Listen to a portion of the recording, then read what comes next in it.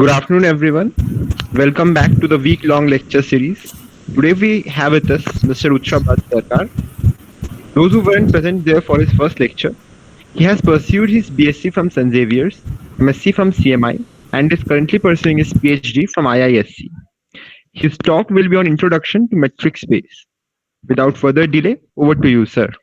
Okay, thank you, Shan. So we'll start in 12:05, I guess. Yeah. Yeah. We'll wait for more students to join and start at 12:05.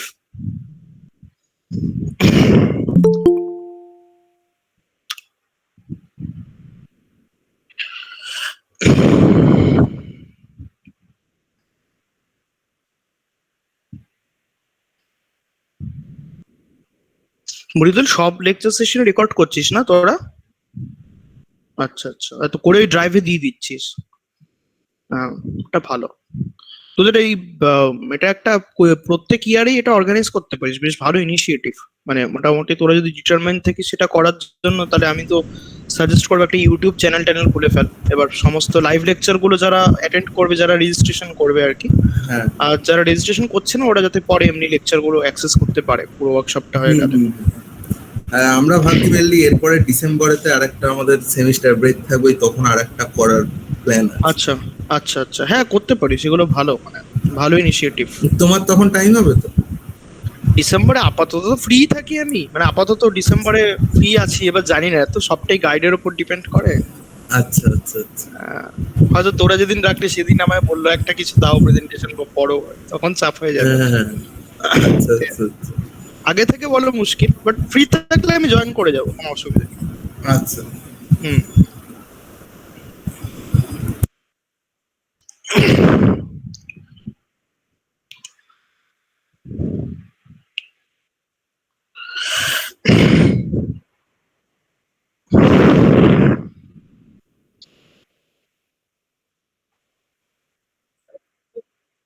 করে দেবো, ওকে। So good morning everyone. Today we are going to see what metric spaces are. Okay, so we have all studied a little bit of real analysis, and in my previous lecture I have also discussed about sequences and their convergence. And when studying real analysis, we used a particular function a lot, which is basically the modulus function, which acted as distance between 2 points. So the idea is to make it abstract, I mean to make it more applicable in wider situations. So without further ado, so let me just motivate what metric space is before formally defining it. So suppose you have a set A, which is non-empty. So A is a non-empty set. Now, which we want to define actually distance between any 2 points in this set. So suppose this set is my set A. Okay. So now you have, so suppose you have 2 points here. One is here and other one is here. So let me call it X and let me call it Y. So you want to define a distance between these 2 points. That's the idea. So we want to define this distance. Now if you are working on R2 or R3, I mean in 2-dimensional space or in 3-dimensional space, you already have distance formula to do that, right? In R2 you have a standard distance formula between 2 points, and in R3 you also have a standard distance formula which you have learned during your 2D and 3D geometry course in school in 10+2, I guess. Everyone know about it. But the idea of metric spaces is to extend it further. The idea will extend the concept of distance further to more abstract situations. Now suppose you have 2 matrices. One example as, suppose you have two by 2 real matrices. So A and B are 2 by 2 real matrices. Or say we have 2 functions. So we have 2 functions from closed 0, 1 to R, which are continuous. Okay, so you want to define a distance between these 2 matrices you want to define distance between these two functions. Now the question is how to do it and what distance exactly is. Otherwise, I am using the word distance, but we don't know what distance is. Okay, so we can measure it, but we still don't know what distance is. So that is the idea of metric spaces, to formalize the concept of distance, to make it more abstract, so that we can apply the notion of distance in variety of situations other than only real numbers. So after reading or studying metric spaces, you can now talk about convergence of sequence of complex numbers, or convergence of sequence of matrices, etc. So okay, so now let us formally define what metric space is. So before that, just one more key idea to notice, some properties of distance which we see actually. Some properties of say usual distance which we know from our daily life. So what properties does it have? So the first property is, if you have 2 points, say x and y, then firstly, distance between x and y is always non-negative, right? Distance can be negative. We all know that distance can't be negative. Okay, so first property is distance between 2 points is always greater than equal to 0. It must be non-negative. And when it should be 0? Any idea? When we want it to be 0? If and only if these 2 points are equal, right? Yeah. So we want it to be 0. Want it to be 0 if and only if x equals y, right? Okay. The next important property of distance is distance between the point x and y is same as distance between the point y and x. So there is a symmetry, right? So these are your usual notion of distance. I guess these are obvious properties of distance, right? The distance is kind of symmetric. Number 3, that is most important property, known as triangle inequality. Okay, so let us see what triangle inequality is actually. So we have already studied the triangle inequality for modulus function, right, in analysis, and we have seen that it has lots of application in limit or continuity or convergence of sequences. So triangle inequality is very crucial property of distance, and it is also in our usual concept of distance. I mean, it is present. So what is this? What is triangle inequality, and why is it called triangle inequality at the first place? So suppose you have 3 points. So suppose there is a point x, this is a point y, and this is a point z. So this thing, I mean, this thing is actually distance between x and y, right? And this thing is actually distance between y and z. And this thing is actually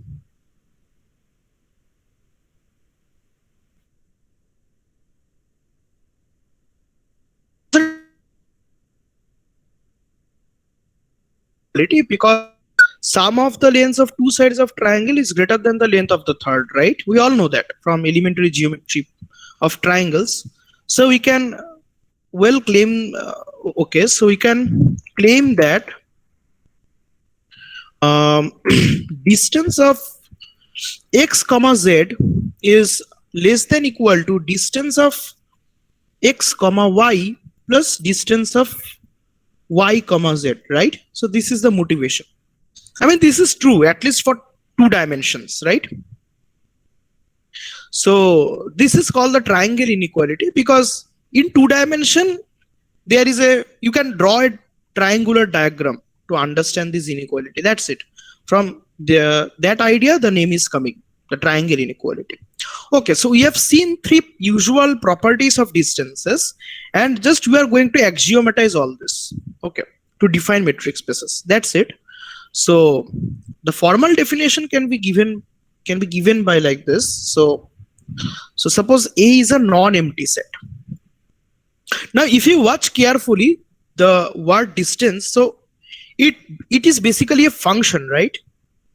It is assigning every pair of element from that set to a non-negative real number, right? Can you understand it? I mean, can you see it? Because it defines a function which assigns every pair of elements to a non-negative real number, right?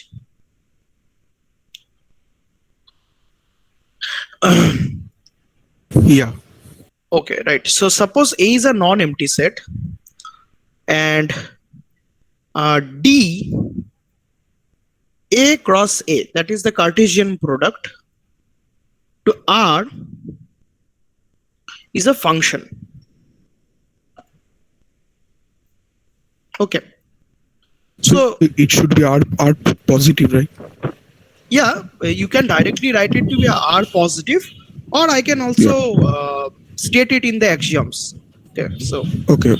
they are equivalent in fact. So suppose A is non-empty and D A cross A to R is a function. So we say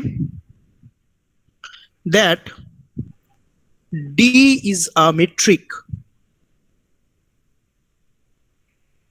on A if it has the following properties.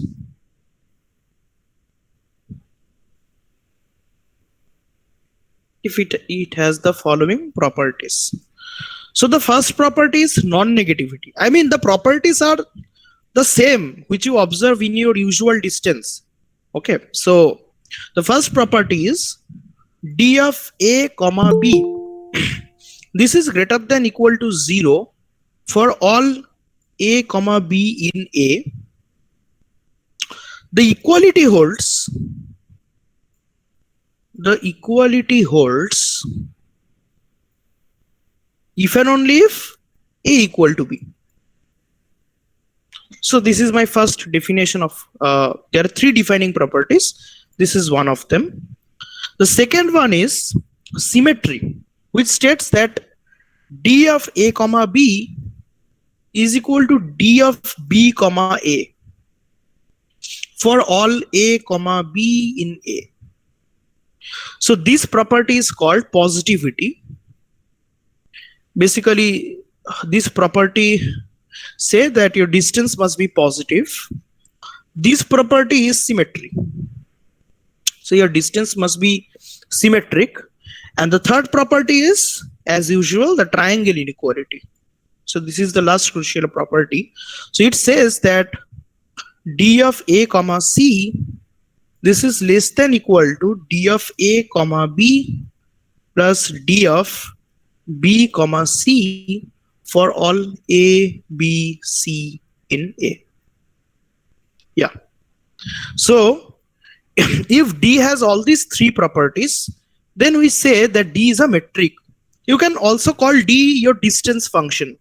So if a function satisfies all these three properties, we say that it is a distance function. Okay, so it measures distance between 2 points. And if on a set A, such a function D is defined, so in this case, we can write, in this case, we say that A comma D, this pair, is a metric space. Okay. This is the definition of metric space. So firstly, you have a set, then you have a function D, which has the usual distance properties. So we then call the function a metric if it satisfies the usual distance properties. And in that case, this pair A, the non-empty set, together with that metric is called a metric space. So is the definition clear to you all? Yes, sir. Yes, sir. Okay, okay. So before, okay, so this definition is too much abstract. So we'll see a few examples of metric spaces first before going into the general theory. So example. So an obvious example of metric space is the real line. Okay, where you do all the analysis. We will do real analysis on R, right? So, and what is D here? So D can be defined as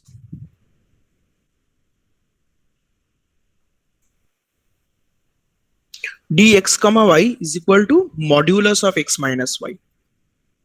See, you can manually check that this D has all the three properties which were mentioned in the definition. So it is called the usual metric on R. It is called the usual metric on R. The modulus metric. Okay, so it is a metric space. You can check all these three properties for this. Because you already know that modulus have triangle inequality, modulus have some kind of symmetry because modulus of x is same as modulus of minus x, so you can use that to show that D is symmetric, and positivity is obvious for modulus, right? So yeah, so this is a metric space, and so definitely R comma D, this is a metric space, because you can define distance between 2 points in this space, and you all know it. We are familiar with it actually. Okay, so one non-obvious example, first abstract example can be given by this Rn, the n-dimensional space. Okay, so Rn is basically the set of all n tuples, right? x1 to xn, such that each element is from R. Okay, so Rn can be made into a metric space. So for n equal to 2 and 3, you have usual distance functions. N equal to 2 and n equal to 3, you have distance functions, right?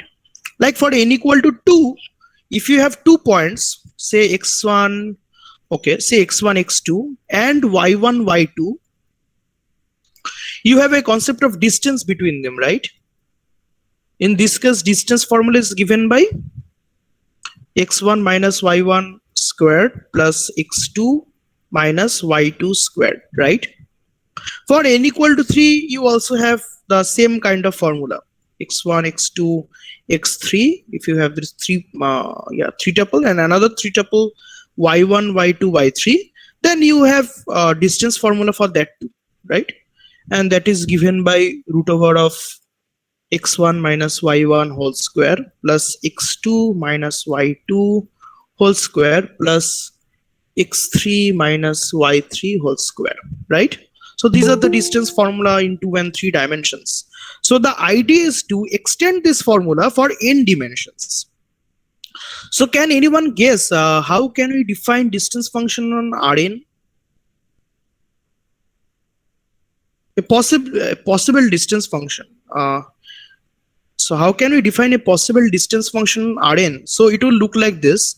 It will be a function from Rn cross Rn to R, right? So you have to suitably assign a real number to this pair of n vectors, you can call it x1 to xn and y1 to yn. So what is the most obvious way to define D? You can take 2 and 3 dimensions for reference. Summation xi minus y the whole square to the power half. Right, very good. The summation I equal to 1 to n xi minus yi whole square to the power half. Right.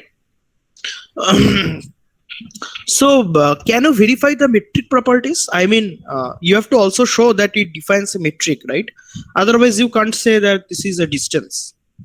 If you want to show that this defines a concept of distance between two n tuples, you have to show that it has those three properties, right? One is given by positivity, one is given by symmetry, and one is given by the triangle inequality. So can you verify all those three properties for this metric? I mean, for this possible choice of metric. I don't know whether it's a metric or not. We have to verify those three properties. Can anyone verify the positivity and symmetry? Because those are easier to verify.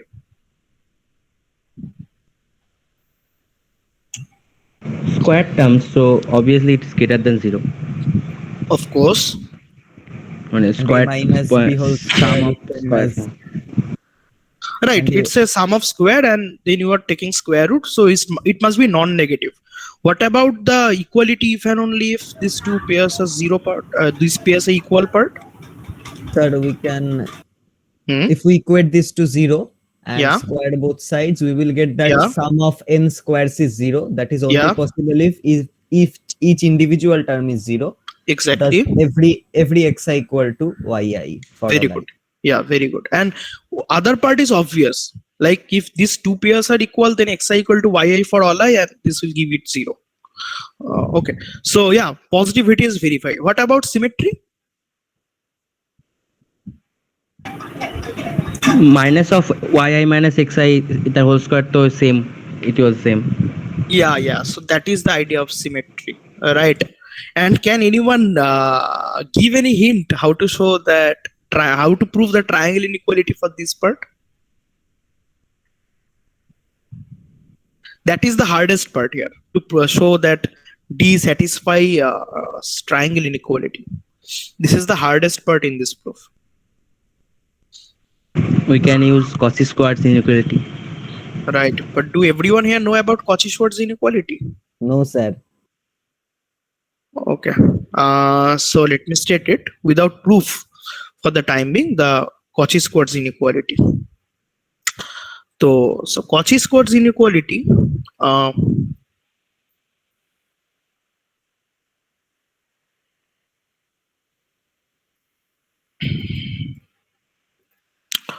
this is a standard inequality theorem, which basically says that if you have two sets of numbers, real numbers, so say you have one set,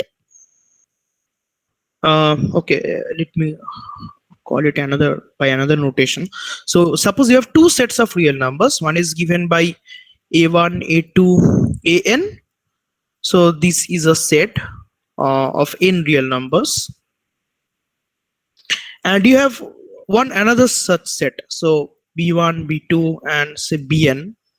So this is suppose another set of n real numbers. So this inequality basically says, then this inequality says that this thing a1 b1 plus a2 b2 plus an bn, the squared is actually less than equal to this product a1 squared plus an squared b1 squared plus bn squared. So this is the Cauchy-Schwarz inequality, and we actually need this inequality to show that the metric, I mean the possible choice of metric that actually satisfies the triangle inequality. So yeah, so okay, so I am not proving this inequality, but we are going to apply it. Okay, so the first we are going to prove a lemma, which basically will use this inequality actually. That will simplify things for us little bit. Okay, so this lemma basically says that suppose you have okay, suppose you have two sets of real numbers. One is a1 to an, and so this is a set of real numbers, set of n reals. And suppose you have another set of n reals, b1 to bn. So this is another set of n reals. Then this is true. I mean summation ai plus bi squared, square root of that, is less than equal to summation ai squared, square root of this, plus summation bi squared, square root of this. We're going to prove this inequality by using Cauchy-Schwarz. Okay, so equal to 1 to n, equal to 1 to n. Okay, from now on I will not write this index I equal to 1 to n, yeah, for simplicity, because we all know there are n reals, so the sum is well understood. Okay, so we are going to prove this. So can anyone shed some light on the proof? Can anyone want to say something about how to proceed about this proof?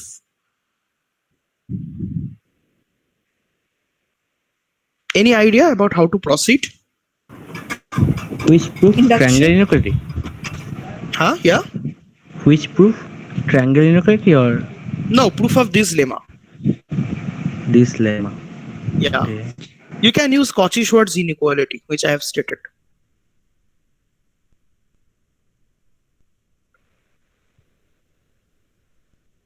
You can also give some idea about how to proceed about the proof. Induction. Yeah, induction is a possible choice, but it will be hard to show by induction. There is a much simpler way. Okay.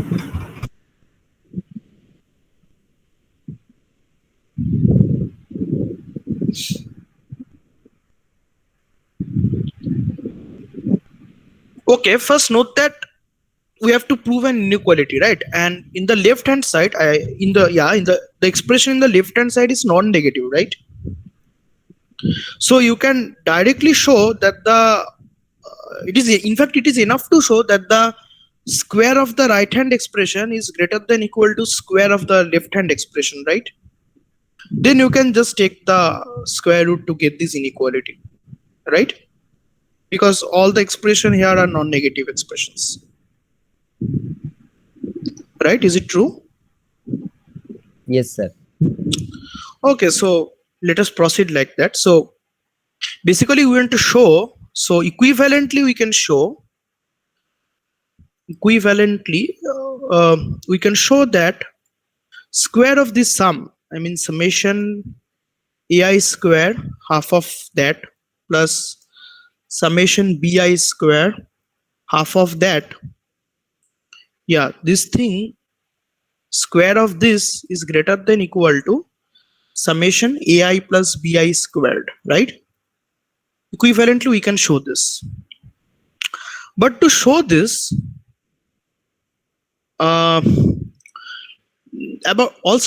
this is equivalent to showing that summation ai squared plus summation bi squared plus 2 into summation ai squared half summation bi squared half, this is actually and my negative of summation ai plus bi squared, this is greater than equal to 0, right?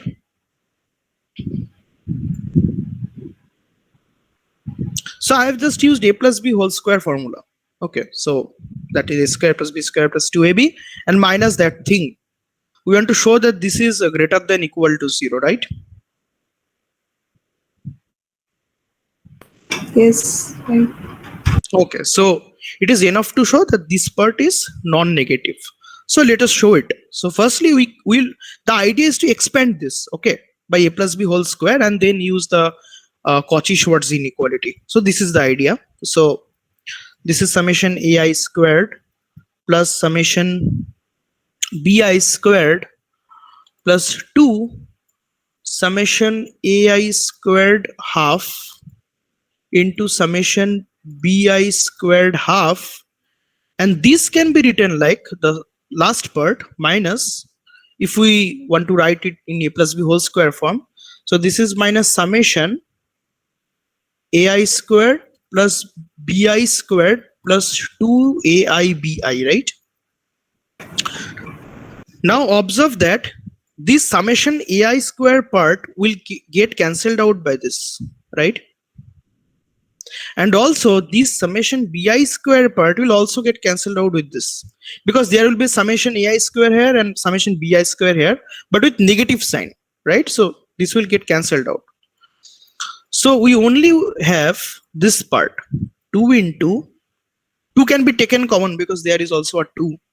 So it will be summation ai squared half of that into summation bi squared half of that minus summation aibi, right?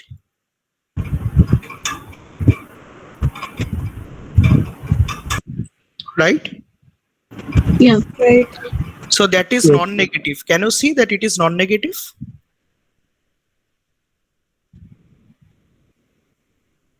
It is basically the Cauchy-Schwarz inequality, right? You take square root on both sides of that inequality, you get this. That's it.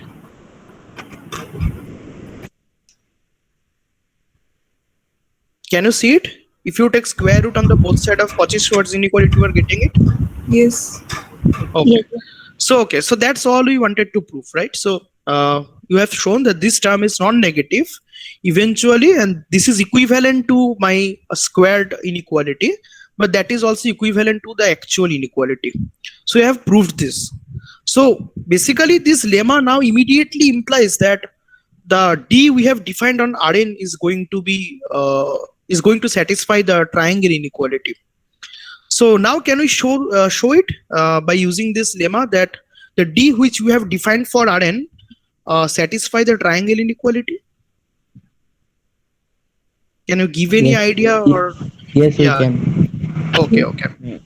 Because okay, so let me just give you a sketch and not going into the proof, because yeah. So suppose We can take A is equal to x minus y and B is equal to y minus c. yeah, correct, and then you just directly apply that lemma. Yeah, so that will do. Yeah, so that is this was the most hardest part. Okay, so in most of the cases, whenever you are trying to show that something is a metric, the hardest part is triangle inequality. Most of the time, symmetry and positivity will follow immediately from the definition. But for triangle inequality, you have to work a little bit harder to show that it satisfies triangle inequality. So that is the most hardest part when you are showing that something is a metric. So this is called, so okay, so this D which we have defined, I mean, this is the D which we have defined on Rn, in fact, which we have defined more formally on Rn cross Rn, in fact, forms, say defines, in fact, defines a metric on Rn. So it defines a metric on Rn, and this is called the usual metric on Rn because it is taken usually. Whenever you are saying that Rn is a metric space, you usually think about this D. Okay, so this is the most usual metric on Rn. It is called the usual metric on Rn, and it is also called the Euclidean metric on Rn.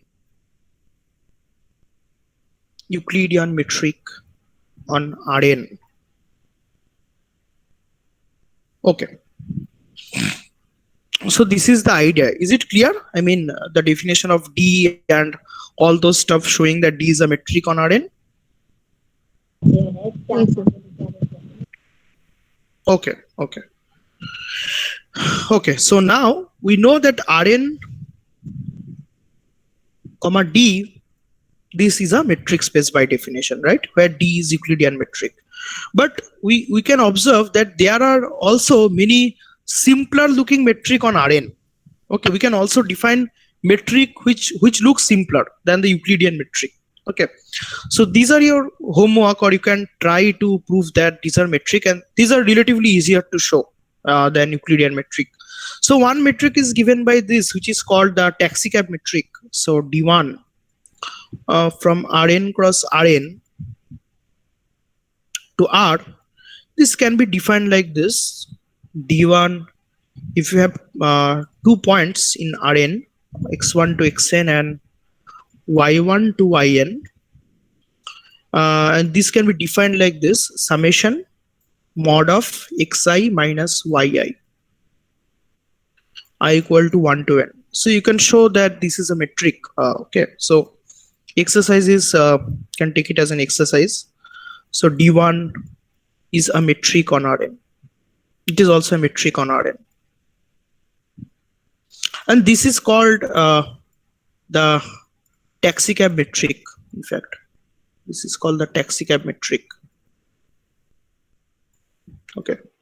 So another metric can be defined on Rn. One other metric I'm giving example of. So you can define another metric like this: D infinity. Okay.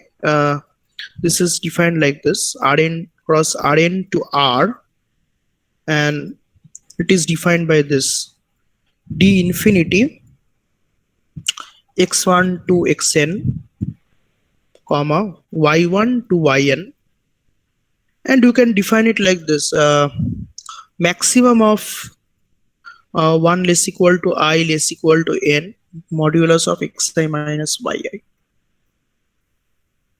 Okay, you can also check that these also defines a metric on Rn. Okay, so this metric is called, it has a name also. It is sometimes called a soup metric. In most of the book you will find this term, soup metric. But I personally love to call it uniform metric for some reason.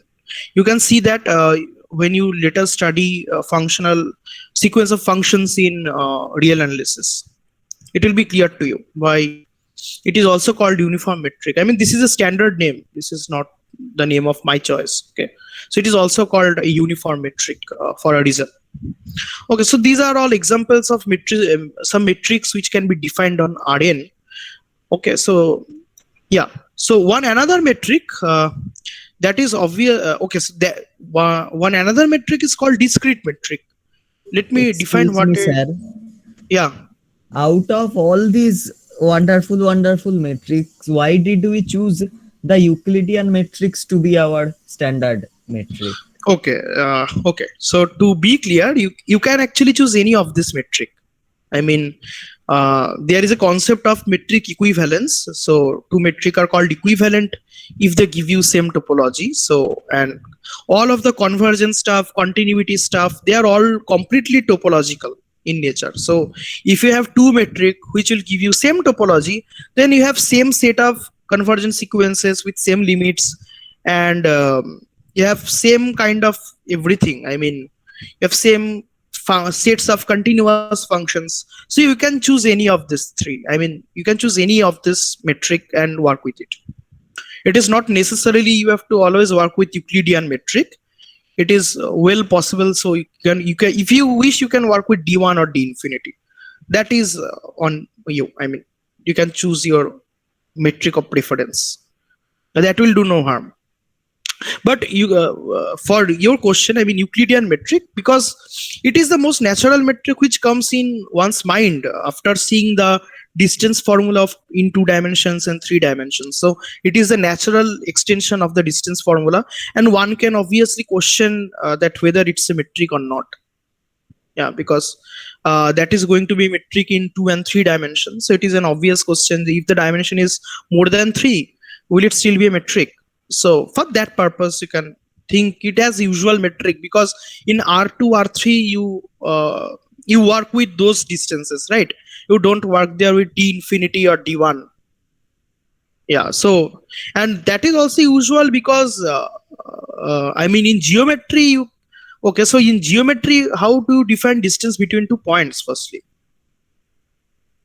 that is the length of the line segment joining these 2 points, right? So this thing is actually reflected in the Euclidean metric. So this is precisely the Euclidean metric. But if you take max metric or that taxi cab metric, that is going to be a little bit different. I mean, in that case, the picture is not this. I mean, that metric will not give you the length of this line. Is it clear? I mean, Euclidean metric directly reflects the geometry. But D1 and D infinity doesn't reflect the geometry too well, like Euclidean metric. So you can draw particular images and diagrams and try to investigate what is happening when you are dealing with these different kind of metrics. Okay, so there are some particular diagrams and geometry involved behind all this metric. Okay, so now let us check some other example before going into the general theory. One more example. So okay, so you can think the MNR. MNR is basically the set of all n by n real matrices, right? So you can also define a metric on this set. Can anyone guess how can we define a metric on this set? Any guess will work. Then I will give a trivial example of a metric. These are all non-trivial examples. Can anyone have any idea how to define a metric on MNR?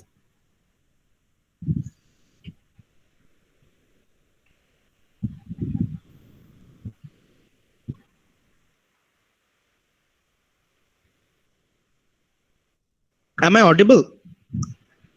Yes, sir. Okay. Do any one of you have any idea about how to define a distance or metric on MNR? Any idea will work. It may be wrong, but it is okay to respond. It might be trace of the matrix.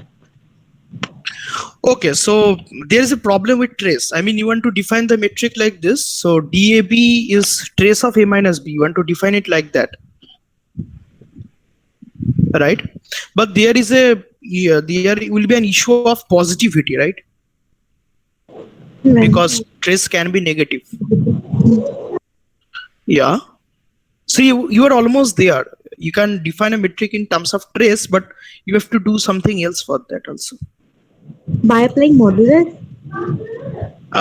By applying modulus of trace, okay. So in this case, you have the non-negative part. I mean, that thing will be non-negative for all possible pairs of A and B. But the equality part will be problematic. I mean, if trace of A minus B is 0, can we say that A equal to B? You can't say that, right? So for that we can use rank, right? Rank of A minus B. Yeah, I mean, Yeah, but if rank of A minus B is 0, you can say A equal to B, correct? If A equal to B, that okay. So positivity, positivity is holding in this case. Is it symmetric? Yeah, it is symmetric because rank of any matrix is same as rank of its negative. But does it have triangle inequality? I guess no. yeah, that's the problem. I guess no, because suppose A minus B is invertible, B minus C is invertible, but there some may not be invertible. So two matrices of full rank, if you add them, you can get a matrix with less rank, right? Which is not at full rank. Yeah. So there will be some problem regarding triangle inequality. So okay, so she Can we said use norm? Norm, as in, I mean, how can we do which norm? Norm of a matrix? Of Okay, can you define a norm of a matrix? I mean, in which sense? Because there are lots of norm on matrices. Do you have any specific norm in mind?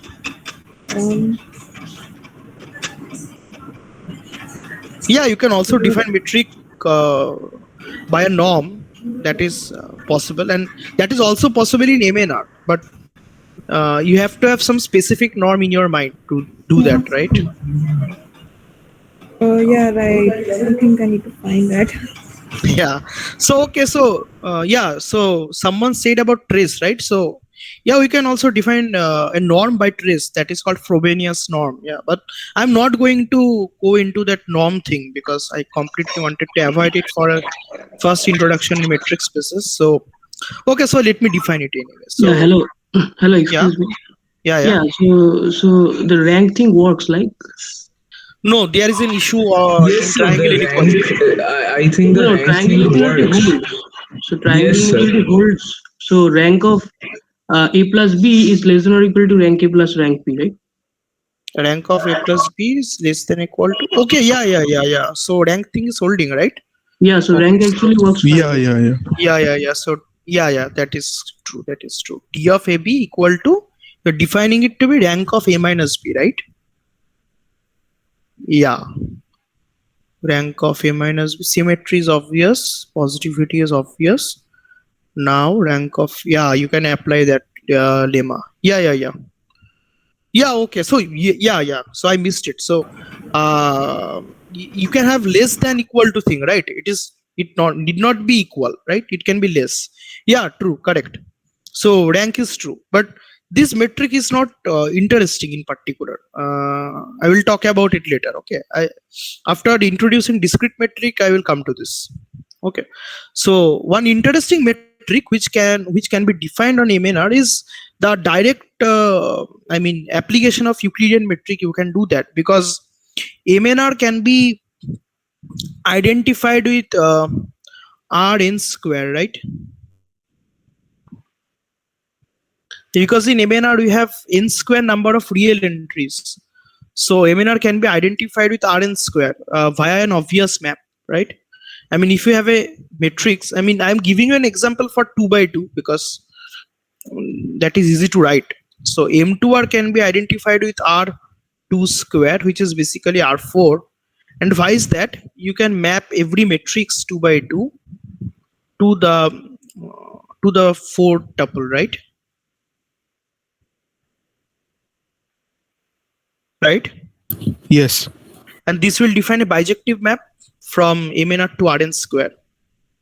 So you already have a metric on Rn square, right? So you pull back the metric by using this bijection.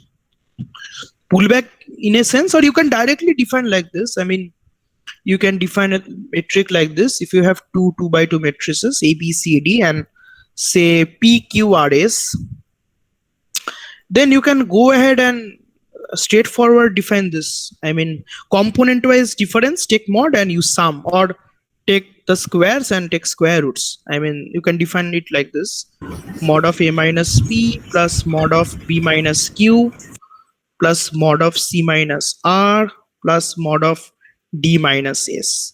So that is analogous to the taxicab metric thing, right? So you can check that it is a metric on M2R. Okay, so these are all different type of metric, and whenever you have a metric on a set, you can talk about distances. So now you can talk about distance between two matrices.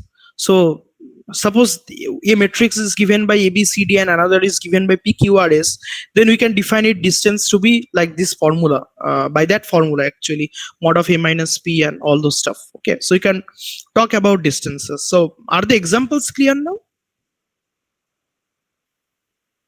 Yeah, I have a question. Yeah. So if two sets are bijective, then the metric for one works for the other also. No, I mean, always not this that. holds. Actually, there is a slight technicality.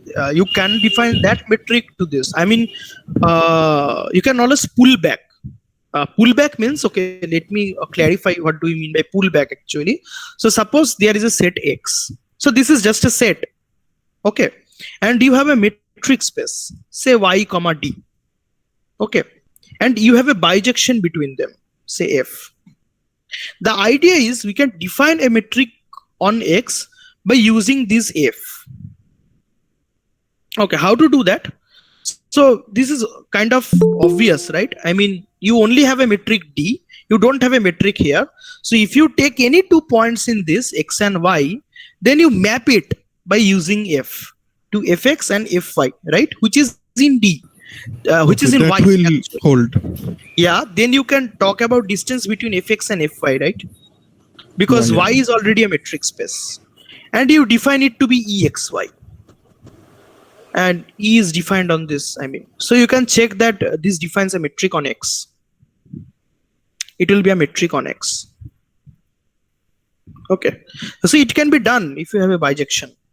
Right. So that is what I'm referring to as pullback. So I'm pulling back the metric of D to X via this bijection F. Okay. So this is the idea of pulling back. Yeah. So, okay. So one last example. Can any non-empty set, can we make any non-empty set into a metric space? Suppose you have a non-empty set. Can we make it into a metric space by defining a matrix suitably? Given any non-empty set, can we do it?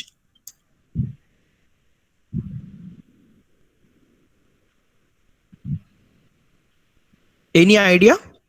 Any idea will work actually. Yes, I think. Okay. So is there any particular metric on your mind for any non-empty set? Discrete metric.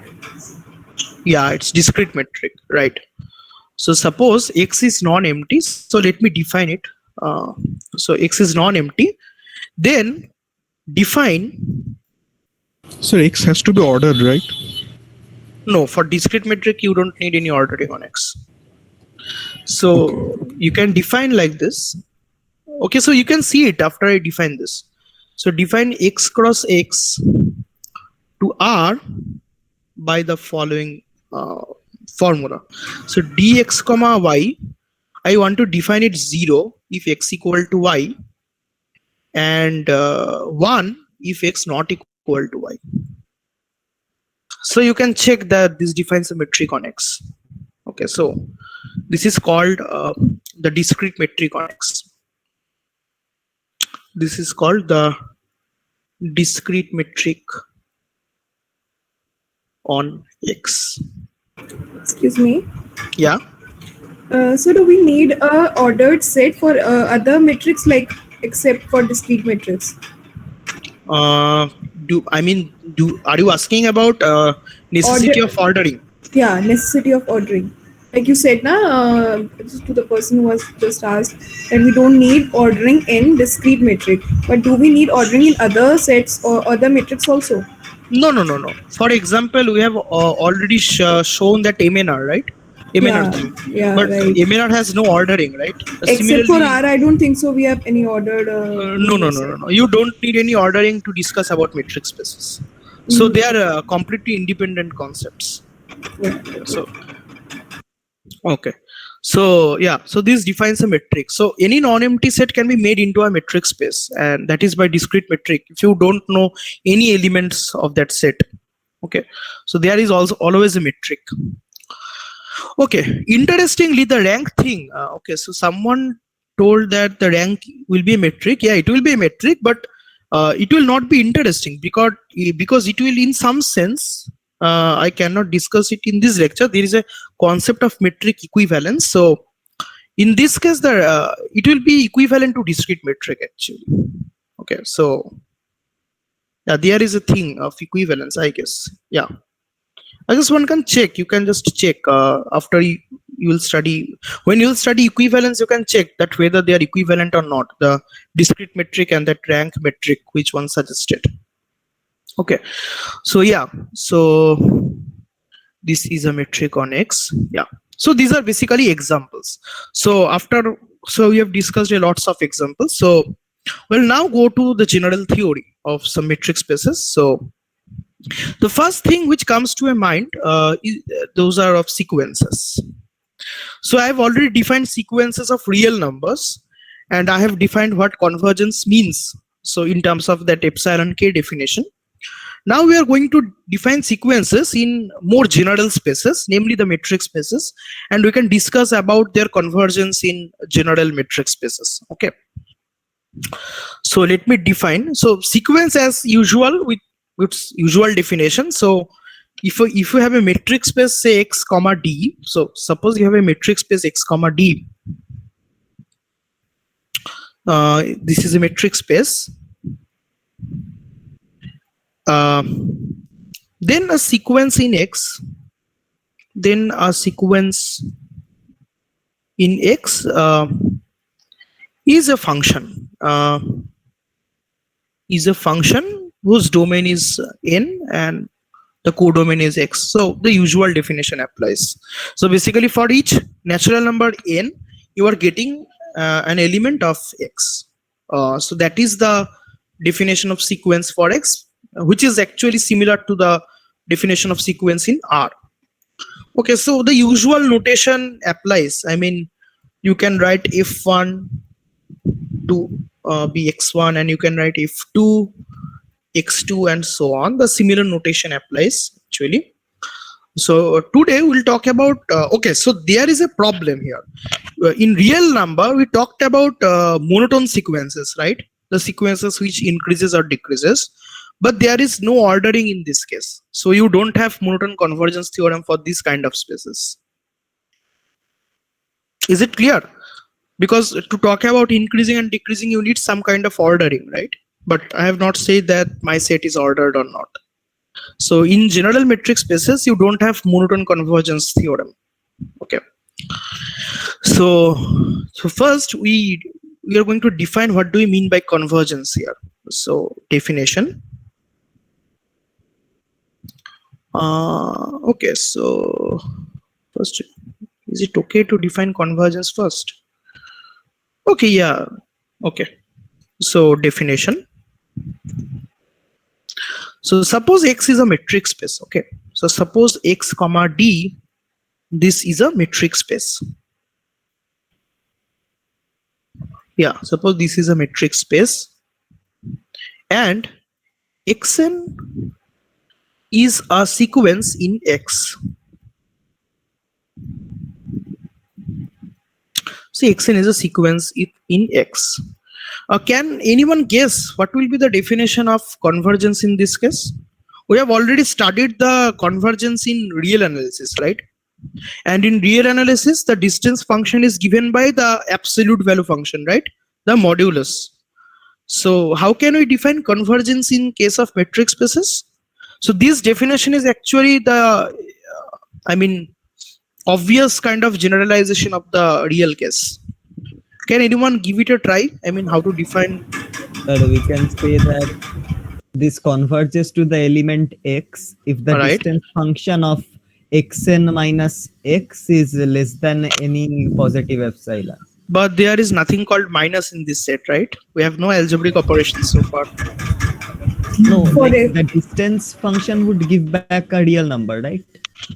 Yeah, that will give you a real number, but you are saying the distance of xn minus x, right? So how can I'm you? telling distance of xn comma x. Okay, yeah. Distance of xn If it is comma comma, then yeah, Yes, then it yes. is correct. Yeah, you don't have any algebraic operation. Yes, someone was saying something. No, nothing. Okay. So suppose this is a metric space and xn is a sequence in X. So we say that xn is convergent. Xn is convergent if there exists some element in capital X such that for any epsilon greater than 0, as usual the definition, there exists a natural number k such that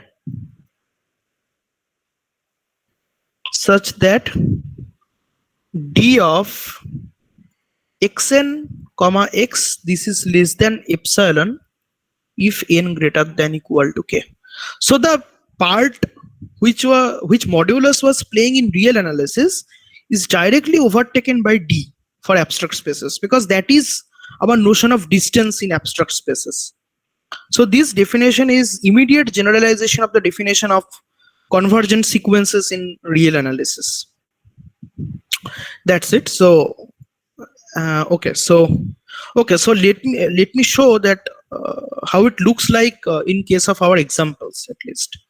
So let me go back to the case Rn. Okay, Rn with the usual metric that was actually Euclidean.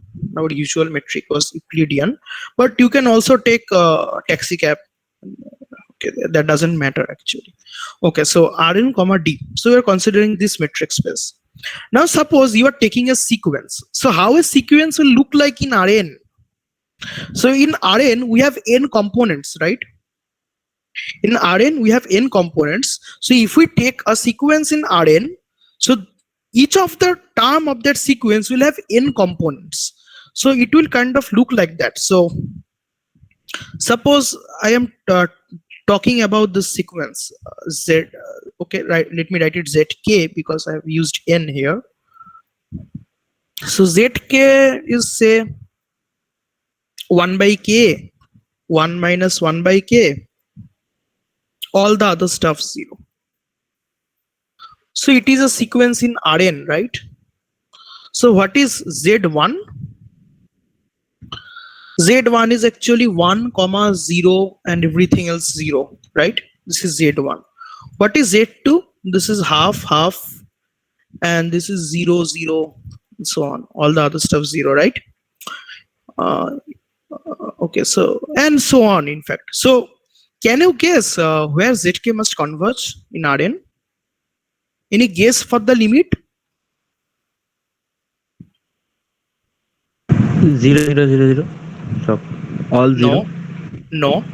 0, 1, 0, 0, 1, 0, 0, 0. Good, exactly. So you can manually check that, right, by using Euclidean metric. So if you write dzk comma z, where z is basically 0, 1 and all other stuffs 0. So if you directly compute this by Euclidean metric formula, what you will get is 1 by k squared plus 1 by k squared square root of that, right? So this will give you root 2 by k, I guess. Yeah, root 2 by k. So if, and observe that this will go to 0 as k will go to infinity, right? So that means as k increases indefinitely, distance between zk and z is going to 0. That means that this zk converges to z as k tends to infinity. Okay, now someone guessed this limit correctly. Can you give me any idea about how you arrived at this guess? I just thought of individual limits. I mean, limit of 1 by k. Yeah, and that is in fact a very crucial observation. Okay, so in fact this the following theorem holds. So you can just prove it by direct computation by Euclidean metric. So this theorem holds. So basically, suppose you have a sequence like this zk. So for each k you are getting a unique component, right? If you fix a component actually, so it will look like this: some xk1, xk2, xkn, right? It will look like this. So suppose it is, this defines a sequence on Rn with Euclidean metric d. So d, this is Euclidean. On Rn d. So let z equal to x1, x2 to xn. Okay, then zk converges to z in Rnd. Okay, if and only if each component sequences, I mean xik converges to xi for all 1 less equal to I less equal to n. So this theorem actually holds. So you can check this by directly computing via the Euclidean metric. Like if you just consider this dzk comma z, what will you get is summation xki minus xi squared to the power half, right? You'll get this, right? So if zk, right, so if zk converges to z, what does it mean? It means that the sequence dzk comma z, this converges to 0. Note that dzk comma z, this is a real sequence, right? Because d is a real valued function. So you are well known of the fact that what convergence means in real, right? So dzk comma z converges to 0 means that the sum on the right side that converges to 0, right? And when will it converges to 0? If and only if the individual term converges to 0. Otherwise this is not possible because you are taking sum of squares, right?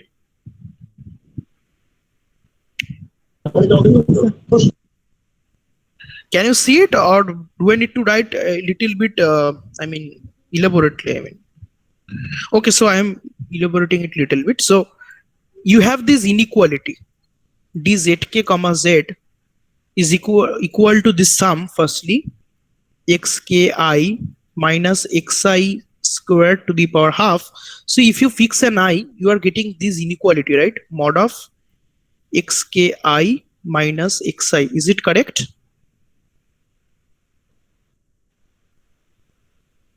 Yes, sir. Okay, so if dzk comma z goes to 0, that will force that this thing will go to 0, right?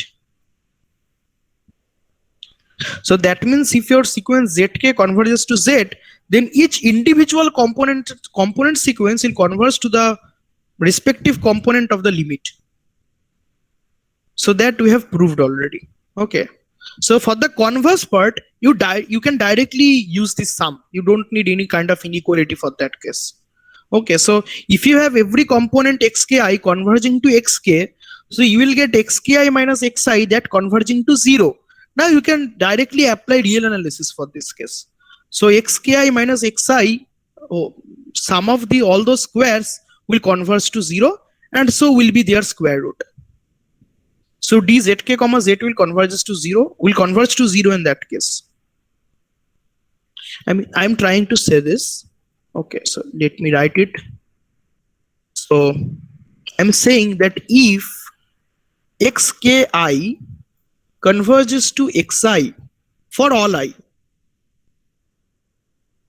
then you have this, right? Xki minus xi square converging to 0 for all 1 less equal to I less equal to n, right? That will give you summation xki minus xi squared, the sum is taken over I. This is going to 0 as k goes to infinity, right? And so is their square root. So sum square root of this, I mean sum taken over I, xki minus xi whole squared, the square root will also go to 0, right? Is it now clear? Yes, sir. This is exactly d of zk comma z, right? And this actually means that your zk converges to z in Rn, comma, with the Euclidean metric T. So that is the idea. So suppose, so this theorem actually gives you a way to find limits of sequences in Rn. Okay, so at least for Rn you are getting a way so to find limit of a sequence by using real analysis. So the whole problem reduces to the real analysis case. So another example is you can also take this sequence Zn, say 1 by n, 2 by n, and minus 1 to the power n in R3. So can anyone say, does it converge? No, No. Why? because minus 1 power n doesn't converge. Yeah, very good. So you apply the previous theorem for that, right? So you looked at the components and check whether all of them are convergent. All of those are convergent. So you have seen that the third component sequence is not convergent. So Zn is not convergent in R3. Good, very good. Yeah. So that is the idea of, that is the direct extension of the concept of convergence for metric spaces from real analysis. Okay, so this is the idea of convergent sequences. So similarly, one can define Cauchy sequences here too, right? Because you have distance here. So one can define Cauchy sequence, right? Cauchy sequence can be defined like this. So suppose xd is a metric space. Suppose this is a metric space. So and xn, suppose this is a sequence in x.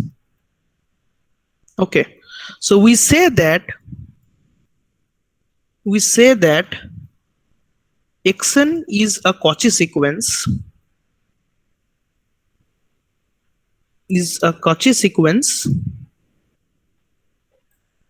if for any epsilon greater than 0 there exists a natural number k such that d of xm comma xn, this is less than epsilon if m n are both greater than equal to k. Can you feel it that it immediately generalizes the concept of Cauchy sequence from real analysis, right? Because in real analysis you have worked with modulus, and that thing is overtaken by the more abstract concept of distance, right? So this generalizes the thing which you have studied in real analysis, basically. Okay, so one thing you can now ask, that in real analysis we have seen that every Cauchy sequence converges, right? We had proven it, right? That every Cauchy sequence converges, but that theorem is not true for general metric spaces. Can you give one such example? if x is 0 1 open interval and xn is 1 by n, then it is If Cauchy X but not is convergent. 0 1 open interval and And xn x is 1 by okay, n. but you can't take actually 1 by n because 1 by n has first term 1, but 1 is not in your space. So yeah, your idea is good. I mean, your idea is clear. So you take 1 by 2n. Then okay, yeah, I can take 0 comma closed interval 1. Yeah, you can also do that. If you take 0 comma closed interval 1, you can take 1 by n. Yeah. So these and you are giving it usual metric, right? Usual modulus, I guess. You are giving it Yes, usual modulus. So mod yeah, x1. this is Cauchy, but this doesn't converge. So why doesn't it converge in X? Because it converts to 0, which is not in x. Right, very good. Yeah. So is the example clear to everyone? Yeah. Yes. Okay. Okay. So this is such spaces are called incomplete spaces. Okay. So a metric space is actually called incomplete if there are Cauchy sequences which doesn't converge. Okay. So we have and those metric spaces are called complete where Cauchy sequence and convergent sequence are the same thing. So we have actually proved that R is a complete metric space with modulus in my first lecture. Okay. So yeah. So yeah, that is the definition. But its converse is anyway true. I mean, in real analysis, we have proved that every convergent sequences must be Cauchy, right? And that is true for arbitrary metric spaces also. So, can any one of you give any sketch of that thing? I mean, if you have a convergent sequence, then it must be Cauchy in metric spaces also. So using triangle inequality, we can prove that, right? Yeah, definitely. Yeah, so it is a good exercise. I mean, it is easy exercise, but it's good to do it by hand. Okay.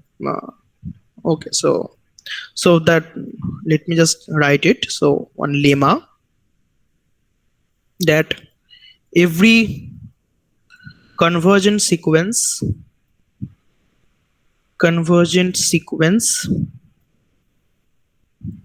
xn in a metric space x comma d is also a Cauchy sequence. So this result is true, but its converse is not true for general metric spaces. Okay, so so far we haven't defined any open sets, closed sets, right? So it's time that we define what do we mean by open sets at least. Okay, so first we have okay, so let us recall how have we defined open sets in case of R, right? So can anyone just define the open set in R at least? How to define which sets are open in R? Every point of that set is an interior point.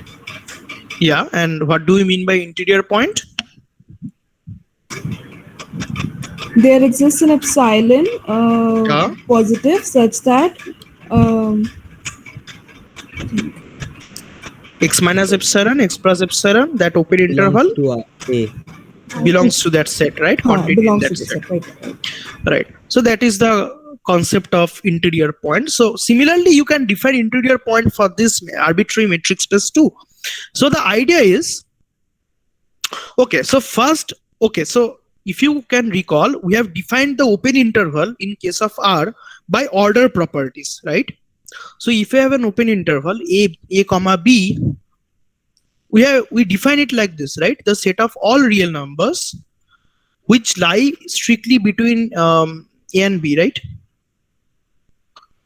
But we don't have ordering for a general metric space. So how can we generalize the concept of open intervals to metric spaces? So that is the first question, right? Yeah, say. We can say that the d of x comma epsilon is belong But epsilon is a real number, right? Or X is an element of that No, no, no, metric no, no, space. no. So let me give you a diagram first. So Open ball or So open we set. can yeah. Say. so you can take We can two use the elements from cons- the set and give it a bound. Give it a bound. Okay, how can you give it a bound? I mean, there is Using a triangle inequality, I guess. no. I mean, that is not clear. Okay, someone else was saying something, I guess. I was saying about the concept of open ball. Yeah. That's it. So, do you know open balls? I mean, do you know about open balls? Yeah.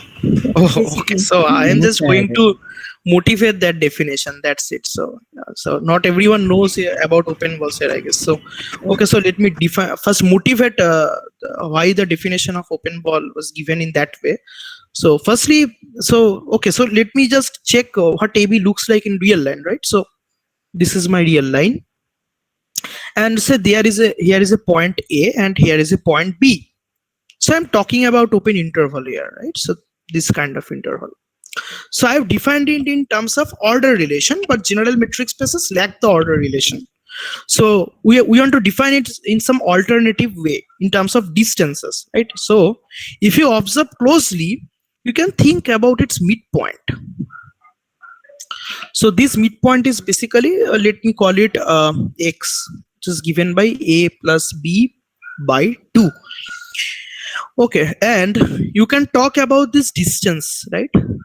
Distance from a to x, and let me call it, say, r. Okay, and this is also r. You can actually compute r. If you compute r, it will be b minus a by 2 in this context. But this thing is not important here. Important is the center, which is the midpoint, and the radius. Okay, so in terms of this radius and center, we can also define this open interval AB, right? So how can we define it? Observe that open interval AB can also be defined like this: the set of all real x. Okay, so I've already called it x, right? Okay, let me call it C. Okay, let me call it C. The set of all x such that mod of x minus c is less than r, correct? We can also define it like this, right? Is it? Yeah. Okay, so in this case, we only need the ordering that involves the modulus function, right? We don't need any ordering regarding the elements in open interval AB. So that is basically idea of defining open intervals for metric spaces. So it is basically the same idea. So there is a midpoint, quote unquote, a midpoint. So in general, metric space has no concept of general midpoint. So I'm quoting this, so just informally. So there is a concept of midpoint, which we'll call center, and a radius. Okay, so suppose you have a metric space. So suppose this is a metric space X, and there is a point C, and you have fixed a radius, positive radius. So you want to see that how many points lies inside this. I mean, which is at most r distance from the point C. And we want to define it to be open ball. We want to call it open ball. So that basically generalizes the concept of open intervals for metric spaces. So what are your open intervals are directly overtaken by the concept of open balls when you're working in metric spaces. So let me formally define what an open ball is. So definition. So suppose you have a metric space xt. Suppose this is a metric space.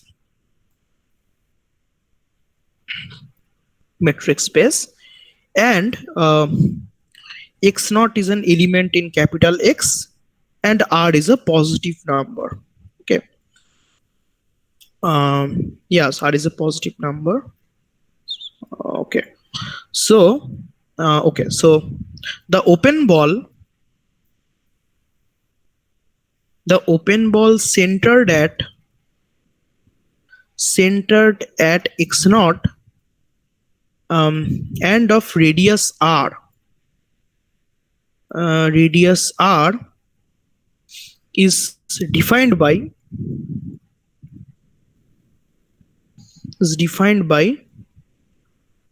B stands for ball, open bracket stands for open ball, x naught r.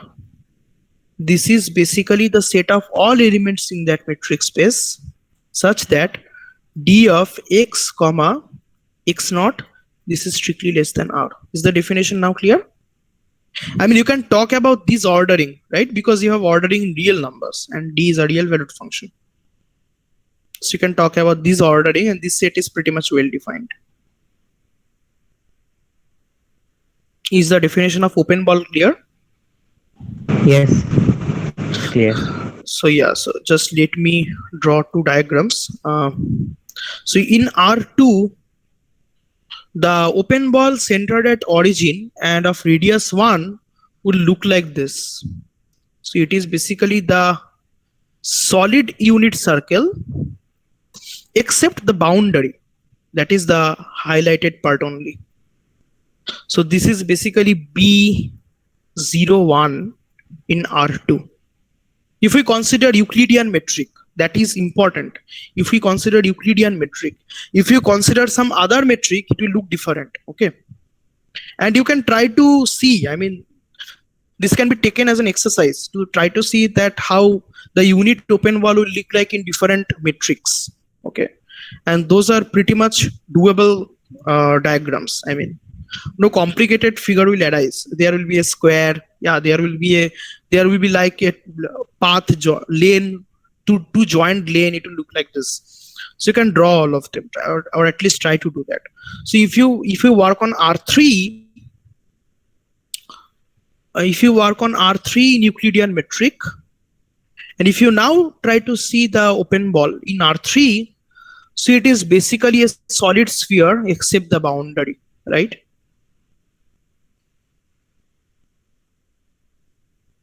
It will be a solid sphere except the boundary, that is the highlighted part. Just exclude the boundary. Okay. So these are some images of open ball, but you can visualize actually open ball if the dimension is greater than 3. I mean, in R4 you don't know how a sphere look like, right? So yeah, that's it. So this is the definition of open ball, and by this definition you can now define open sets and interior points, all those, right? And you define interior points in terms of open interval. Now that thing will be overtaken by the concept of open ball. So you can define it like this. So there are many equivalent definition, but one definition will go by the concept of interior points. So suppose XD, this is a metric space. Suppose this is a metric space, and suppose U subset of X. Okay, so we say that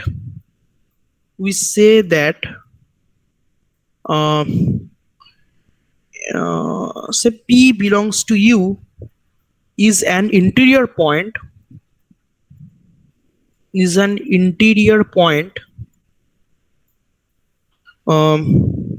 If there exists some epsilon r or r, whatever you said, such that the open ball centered at P of radius r is contained inside U.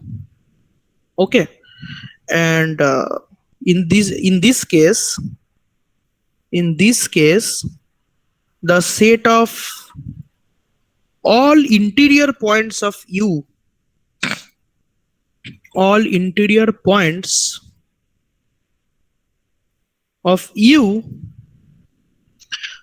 is denoted by U0 or int U, and is called the interior of U. So this is the exact definition. which you have studied in real analysis, but that thing is getting an abstract touch in metric spaces. That's it. And similarly, now one can define open set like this. So U subset of X is said to be open. In X if U is exactly equal to its interior. In other words, if every point in U is an interior point of U. So in that case, you can say that this set is open in X. Okay, so it is an important idea. Okay, so now we can take it as an exercise. It will be interesting, I guess. So again, you consider the set MNR. Okay. So MNR is basically n by n real matrices, right? It is n by n real matrices. Okay, have you guys studied about eigenvalues, eigenvectors of matrices? No. Sir. Okay, you haven't studied it yet, right? Okay, so let's not make it into exercise. You just take it as a fact. Whenever you will study that thing, you can try to prove it. Okay, so fact is MNR is n by n real matrices, and clearly GLNR, the set of all invertible n by n matrices, this is a subset of MNR, right? One interesting fact is this subset is actually open. It is an open subset of MNR.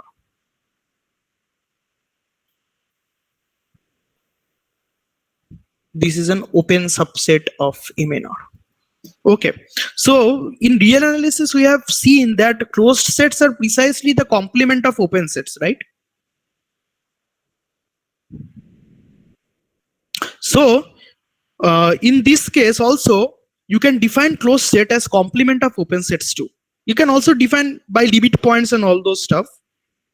So those can be immediately generalized to metric spaces by changing the open interval by open balls. That's it. And this is an open subset of MNR. And if you take its complement, what is the complement of GLNR? The matrices whose determinant is 0, right? Yes. So that will be a closed set of MNR. Yeah, because it is the complement of an open set. Okay. So let me define the concept of limit point and closed set. And leave it as an exercise to show that closed set and open sets are complement to each other. Yeah. So first definition of limit points. So suppose X T, this is a metric space. Yeah, suppose this is a metric space, and say a subset of X. Okay, so and a point. Mridul, can I go 7 to 8 minutes overboard?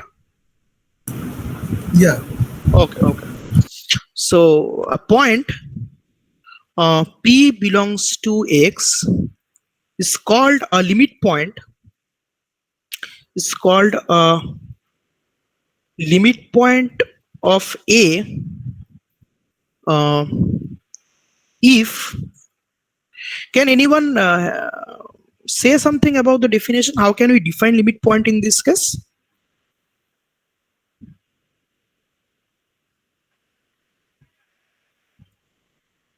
Do any one of you any guess? That a sequence in a converges to that point. Okay, yeah, that is the sequential criteria, but yeah, that is true, but not necessarily. This is not entirely true. For example, if you have a set, say 1, 2, 3, the 3-point set in real only. Okay, so you can take this constant sequence, right? 1, 1, 1, 1, 1, and this converges to 1, but 1 is not a limit point of this set, right? Yes, sir. So that is not entirely true. That statement is not entirely true. So the every open ball excluding that point is, I mean, the intersection of every open ball excluding that point with the set is non-empty. Yeah, that's the definition I was looking for. So suppose this is a metric space and a subset of X. So a point in X is called a limit point of A if for all positive R, the open ball of radius R, which is centered at P, that intersects A minus P, non-trivially. This is the definition of limit point. Okay, so yeah, so this is the definition of limit point. So similarly, one can define, so in this case, the set of our limit points, in this case, the set of all limit points of A, all limit points of A is given by is denoted by A prime and is called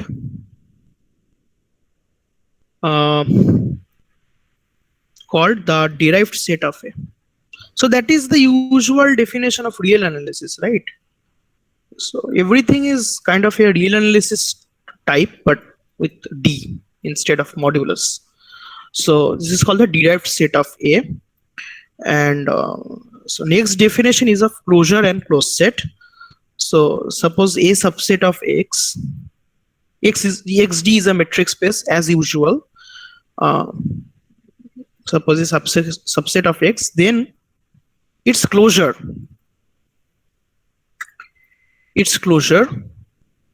denoted by closure A or A bar is defined by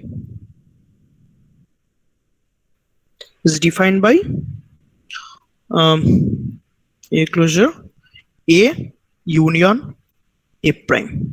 Okay, so now we can actually define closed sets. So definition: a subset A of X is said to be closed in X, is said to be closed in X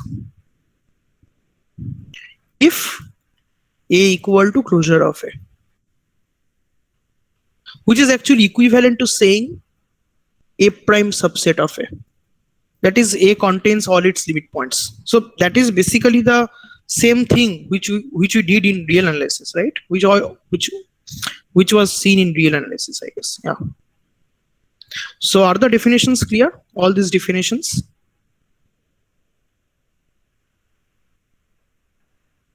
Are all these definitions clear? Yes, sir. Okay. So the last definition is what today. I'll give one exercise for you guys to try. That is of dense sets, right? In real analysis, we have seen dense subsets. Can anyone of you give example of two dense subsets of real numbers?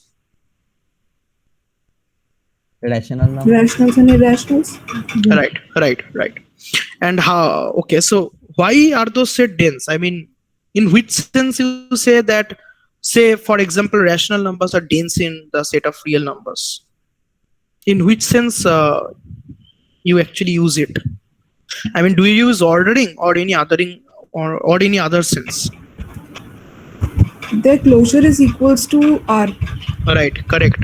So you can well guess that what will be the definition of dense set in a metric space, right? So a subset D of a metric space X is said to be dense in X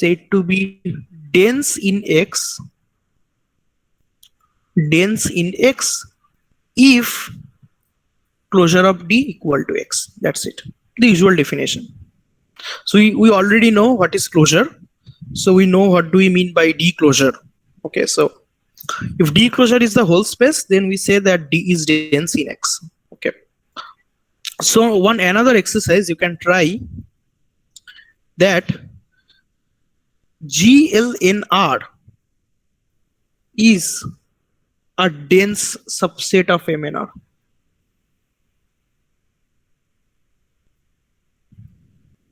This you can try. The GLNR is a dense subset of MNR. And not only that, we have stated previously that this is also open, right? So it is a open and dense subset of MNR. Okay. So you can try to show this after you have after studying the eigenvalue eigenvectors thing. Okay. So okay. So one last definition. And any one of you know separable spaces? Do any one of you know separable spaces? No, sir. No. Okay, so a separable metric space is basically a separable metric space. This is basically a metric space with a countable dense subset.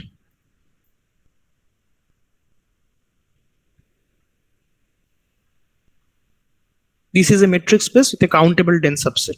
So those metric spaces are called separable. For example, real numbers metric space is separable, right? Because you have countable dense subset, and that is the set of all rational numbers, right? The set of all rational numbers is countable and it is also dense.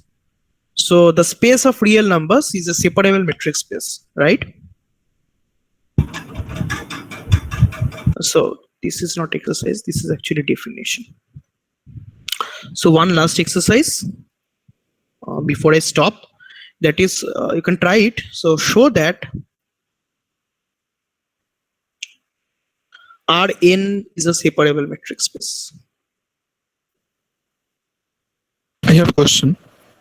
Yeah, sure, ask. Why is it called separable? Okay, so I also don't know why is it called separable. So it is just a name. I mean, I don't think it is something to do with separable. I guess no. I guess just a name. Because separable has different meaning in actually topology. Topology have some thing called separation axioms, but I don't think they have to do something with this concept. So it is just a name, separability. So a separable metric space is just a metric space with a countable dense subset. That's it. Okay. So one exercise. One question. Yeah. Ask. Sir, so does all of the subset need to be dense and countable, or just at least one needs to be so? No, so you need at least one countable dense set, yeah, for separability, because R has also irrational, right? So that is not countable, but that is dense, right? Because but you only need one countable set that is dense. But for fact, there are metric spaces which aren't separable. Okay, so but introducing that will need few more tools, so I am not introducing it. So when you will study metric space, you will see all those stuff. I mean, when you will study metric spaces. So a good book to start is CR Coid. You can start reading this book. It is a very good book. I mean, to start metric spaces. Yes. Is the set of rationals themselves a separable metric space? Yeah. Because you can, in that case, you can take the whole set. I mean, if X is a metric space, X is definitely dense in X, right? Yeah. So if X is itself countable metric space, it is automatically separable. It is acting as a whole set, and which is obviously dense. Okay. So you can read this book. It is a very good book. I mean, you can study from this. This is CR Coid. It is a very good book on metric spaces. You can start reading this if you are interested in this topic. Okay. So yeah, that's all for today. Any questions or doubts, queries regarding anything? Any type of questions is welcome.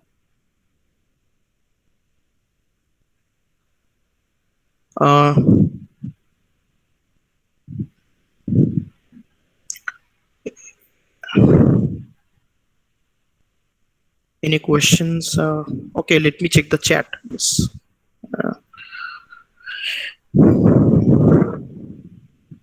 Metric top. Okay, so yeah, I couldn't discuss metric topology because of the time constraint. Metric topology will need a lot of work to define.